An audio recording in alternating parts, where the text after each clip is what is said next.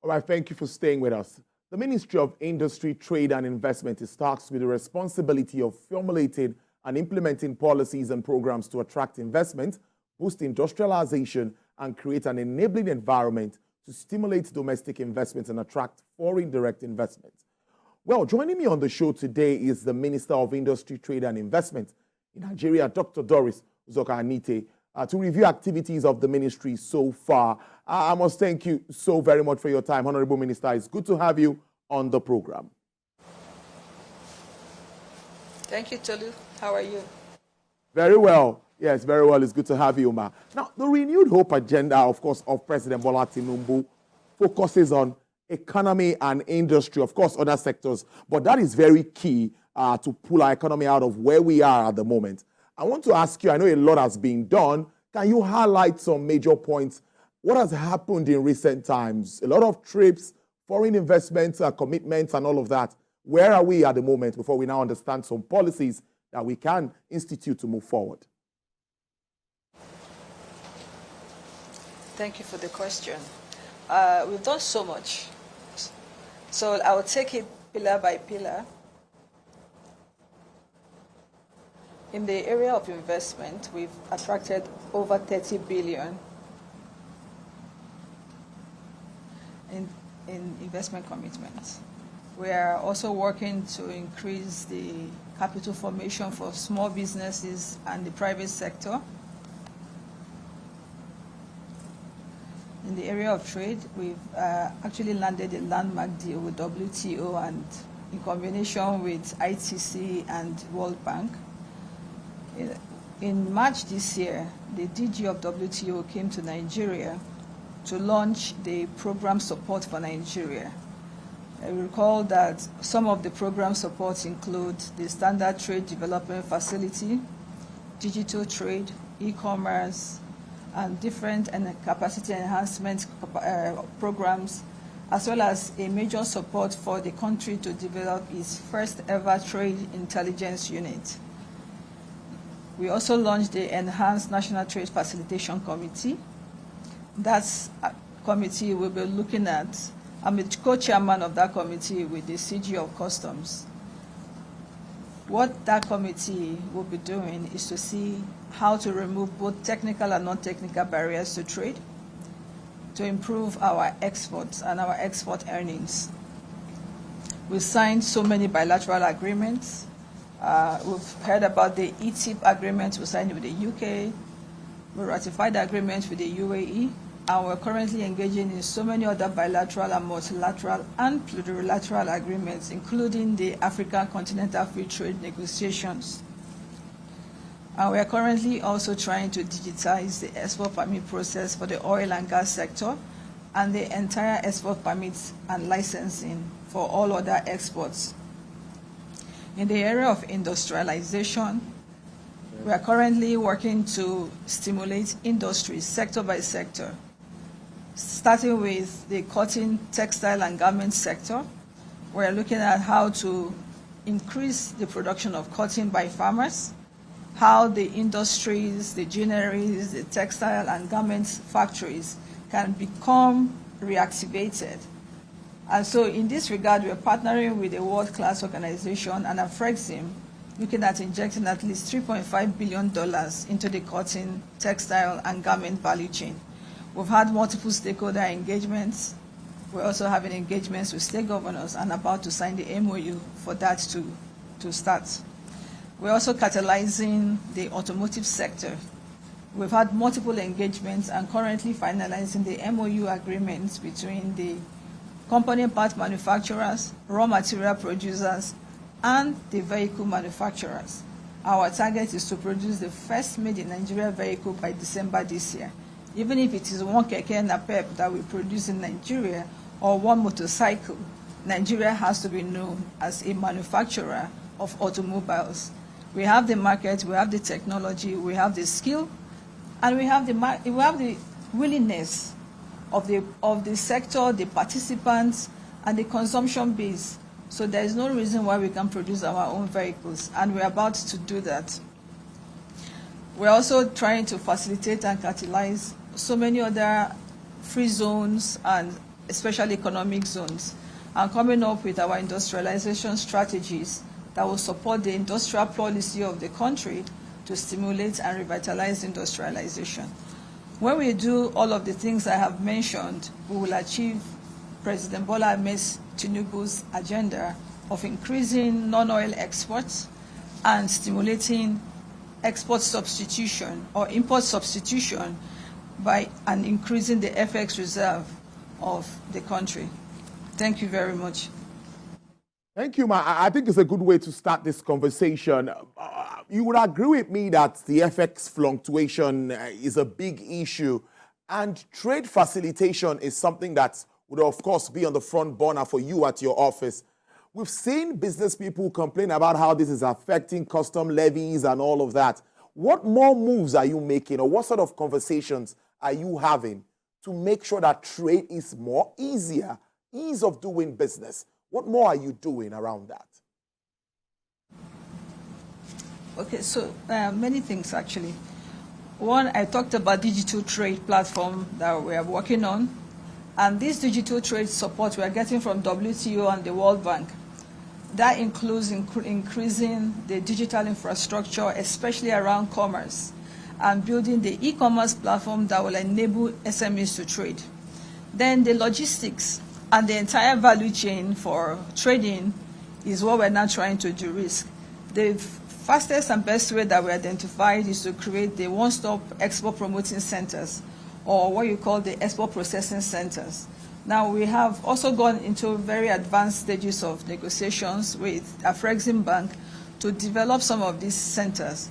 Those centers will test, process, package, and carry out all the necessary documentations. We have all the multi-agents who are responsible or who inspect and certify all exports for export. We have the customs, NAFDAC, SORN, and NDLA, Federal Produce Inspection Agency, all of them quarantine services within one facility that will ensure that all the produce meet the standards for the exports.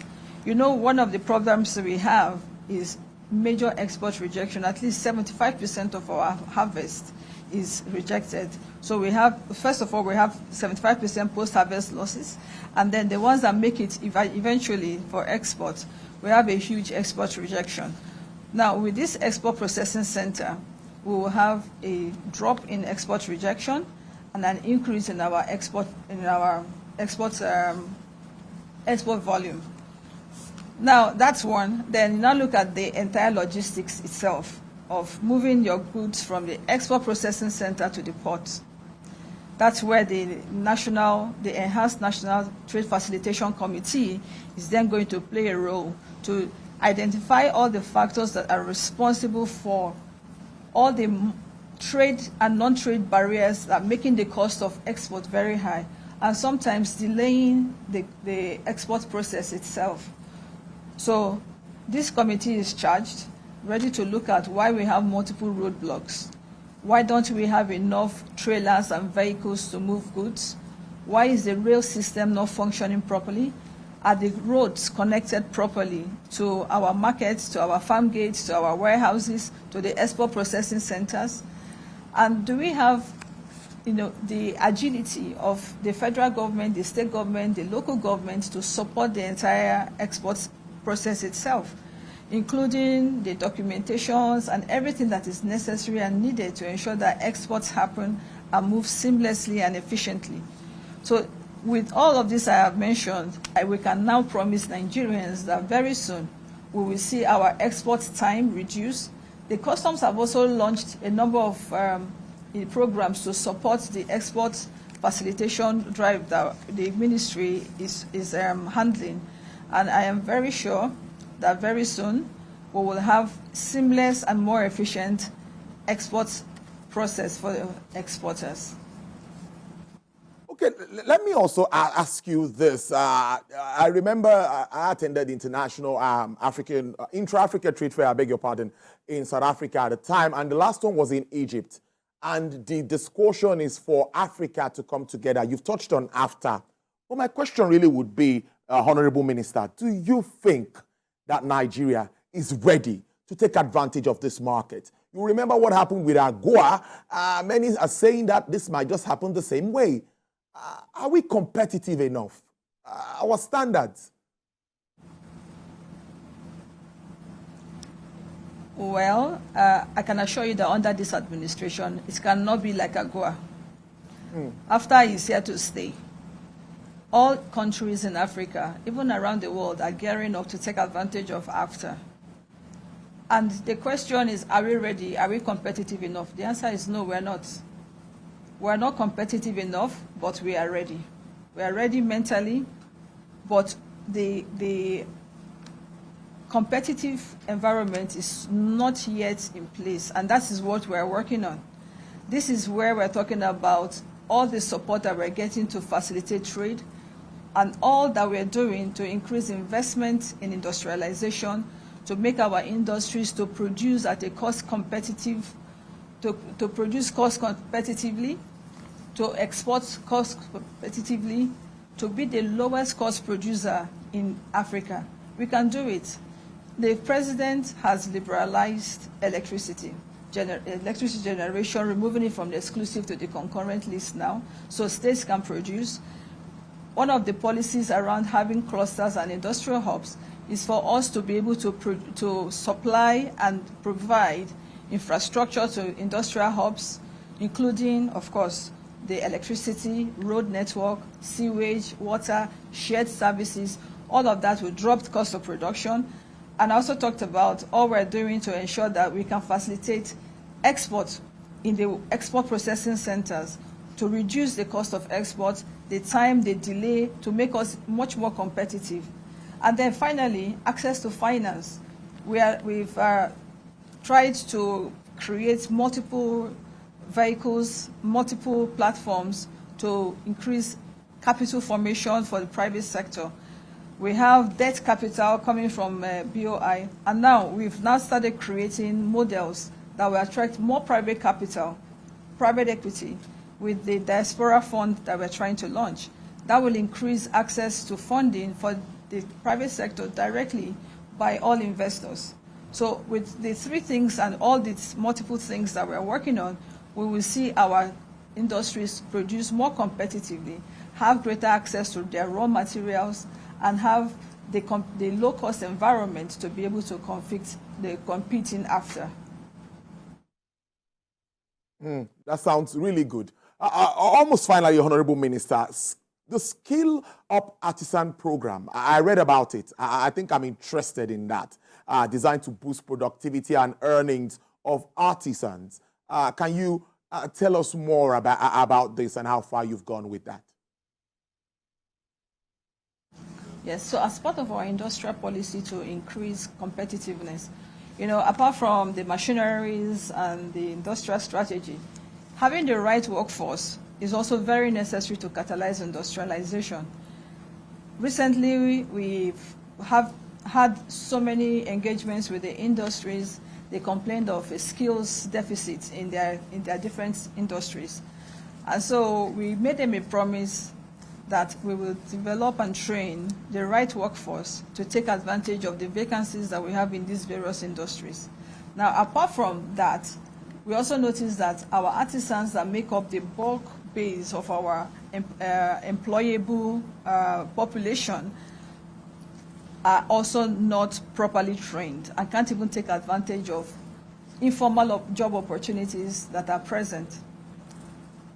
What are these informal job opportunities, or what are these artisan opportunities? Our plumbers are not certified and trained properly, so we can't even compete internationally. We end up hiring artisans from different countries because we want to have a certain quality to the finished jobs that we do. Our carpenters, electricians, name them, construction workers, masons, even our tailors, different artisans in that group haven't had the opportunity to have formal training to give them the opportunity to produce with international best practice. So when we identify that this is a huge labor market and the president has promised 50 million jobs, This 50 million job is going to come to all Nigerians. So we started mobilizing both skilled and unskilled labor workforce, training them, and then giving them certification. I can't remember the last time the trade test certificate was given to an artisan. I remember my grandfather used to have a trade test certificate that was given to him by City and Guilds. City and Guilds stopped certifying for whatever reason, and now we brought back City and Guilds to come and certify our artisans. Now our plumbers will have a City and Guilds certificate. Our carpenter will have a City and Guilds certificate. Our tailors will have a City and Guilds certificate. It increases the confidence of your employers and also makes them more competitive to work anywhere in the world. On the back of SUPER, you also hear about our National Talent Export Program, where we are now identifying that other countries also have vacancies in the same skills that Nigeria has vacancies in. But we have a lot of people that we are training, and the countries have approached us and say if we have excess capacity and excess manpower, that they're also interested in taking some of these resources and manpower to fill vacancies in their countries. And so that's how NATEP was bettered. That's the National Talent Export Program. Just yesterday, we signed an agreement with a major Kuwaiti national company that is looking at filling the vacancies in construction in the Middle East, in the whole of the GCC country. And that's also a major opportunity for job creation for our citizens.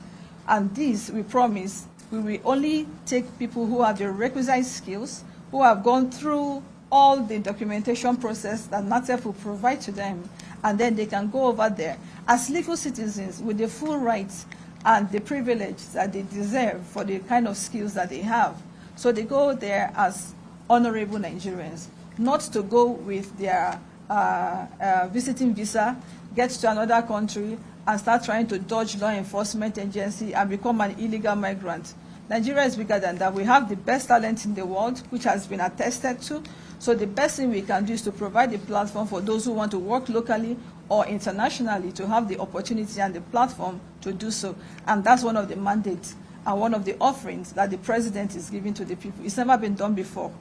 The other thing on the back of NATEP we're doing is for those who don't even have the opportunity to go, because there are no vacancies that can attract physical talent, or that there are vacancies for outsourcing, we're also providing opportunities for people to work here and also earn in dollars. The same dollar you would earn if you were working there physically, you're also earning it here. And we signed an agreement with an MOU with a major corporation that is going to outsource 50,000 jobs in the first instance to Nigerians in the area of IT, telemarketing, telesales, and all of that. All of this we're doing to ensure that we create the job mandate that the president has given to us to create. And Nigerians are talented. The only problem is that previously they didn't have the platform, they didn't have the opportunity to access jobs, both locally and internationally. And then finally, we decided also, having identified that there are lots of vacancies in different industries and different corporations and companies, and since we regulate industries and we talk to them, for all these talents that we are creating, that we are developing, that it was important for us to have the National Job Center. When I say National Job Center, I'm not talking about Ministry of Labor. I'm actually saying the renewed job center, where the manufacturers are telling us that they have this vacancy and they want this talent. And because we can see, we make opportunity, that vacancy available to Nigerians globally to apply. So you can liken it to Jobberman, but it's not Jobberman. This is a platform where all citizens can apply to whatever vacancy that has been provided by the manufacturers. And then we, right now, the SMIDAN is actually facilitating the job center. We can sit and work with the applicants on their CV, on producing their CV, on interviewing skills, giving them small training on how to assess jobs, how to even make the applications, and then matchmake them between the applicants and those who are looking for the jobs. And where there are skills that are needed by these manufacturers or by the sectors or the different sectors, and we can train them using SUPER, or we can provide them using the business process outsourcing, then we do that, we make that to happen seamlessly. So it's kind of a cohesive environment to create jobs, facilitate employment, and ensure that people have jobs that are befitting and that are dignifying to their requisite skills and to their qualifications. And that is the mandate that was given to us by the president. And I'm happy to announce that we are achieving it. So far, SUPA is training 100,000 people already. We received applications of more than 500,000 people. Nationwide, we did accreditation, selected 100,000 to start because we just have a limited trade test area. When we create more curriculum and more trade test area, we will take the remaining people and we keep on training them. So currently we are training across all cities where we have centers in the country, and we will have the first 100,000 certified and trained artisans in 6 months' time. Brilliant stuff. Now, Honorable Minister, before I let you go, we've talked about investment. You've given us the figures. We've talked about trade facilitation and all. But many will say, when will this start to translate to prosperity for all Nigerians? You know what is happening. Inflation is on the high side. Minimum wage issues are still being discussed. Now, do you think, how long do we wait for this transition and Nigerians will start to feel the impact of all of these positives? Yeah, so we're already feeling the impact. It's already started. The environment is a lot better. The sentiments are more positive. We see a lot of positive sentiment and optimism from investors. The funds that are committed are translating. Some of them have started coming in. For every investment that comes in, it comes with jobs that are being created. In the free zone, oil and gas free zone, the export processing zones, we see lots of jobs being created. And that was why we decided to have the job center to inform Nigerians of opportunities within those sectors or within those areas. These opportunities, people are already getting employed through the platforms that we have. The people are already getting employed through NATEP and are they're getting their training before they can start earning dollars. We've identified people to export for the talent export program. It is already taking effect. There is always a foundational period of phase in every process. We are in the foundation, we built the foundation, so you will still see the building rise, and you're going to now see, in fact, the question should have been, when will the masses see this effect that we're talking about? So it's in the second half of, or maybe in the second half of this year that we'll start, reaping, or more people will start benefiting from what we're saying. I just mentioned that 100,000 people will be trained. It takes 6 months to train them. At the end of 6 months, they get jobs, they get paid higher, and they will start earning more. So already they've started benefiting. But you see the effect, like we say, at least by the end of the second half of the year. And we hope to have you in to discuss and, of course, do some monitoring and evaluation. Dr. Doris Uzoka Anite, Honorable Minister of Industry, Trade and Investment. Thank you so much for joining us live from Abuja. A repeat of this broadcast again will be on TVC Live, 11:30 again on Saturday. Thank you so much. That's after airing today. Enjoy the rest of your day. Thank you, Tolu, and have a nice day too. All right.